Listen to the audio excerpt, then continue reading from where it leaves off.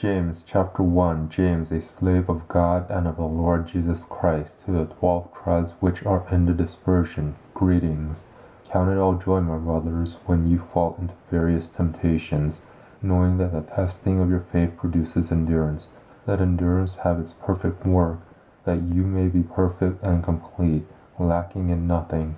But if any of you lacks wisdom, let him ask of God, who gives to all liberally and without reproach, and it will be given to him. But let him ask in faith without any doubting. For he who doubts is like a wave of the sea, driven by the wind and tossed. For that man shouldn't think that he will receive anything from the Lord. He is a double-minded man, unstable in all his ways.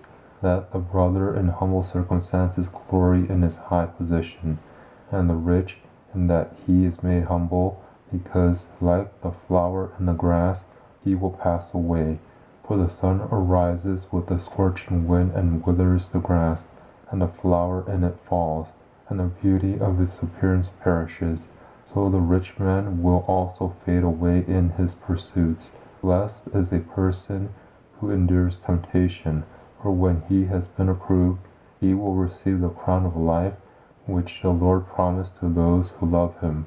Let no man say when he is tempted, I am tempted by God, for God can't be tempted by evil, and he himself tempts no one.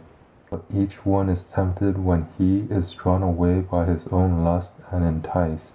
Then the lust, when it has conceived, bears sin. The sin, when it is full grown, produces death. Don't be deceived, my beloved brothers.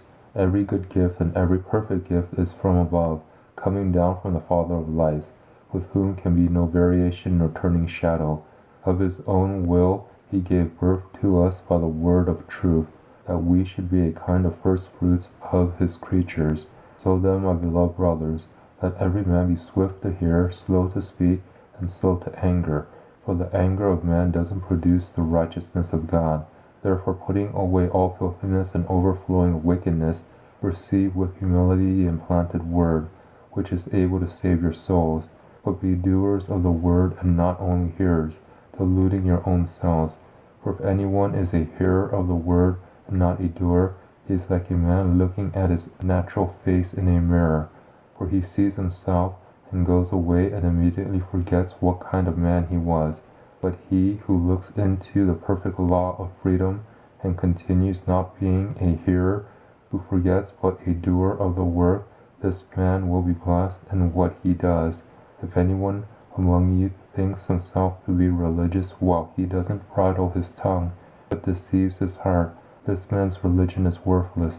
Pure religion and undefiled before our God and Father is this, to visit the fatherless and widows in their affliction, and to keep oneself unstained by the world.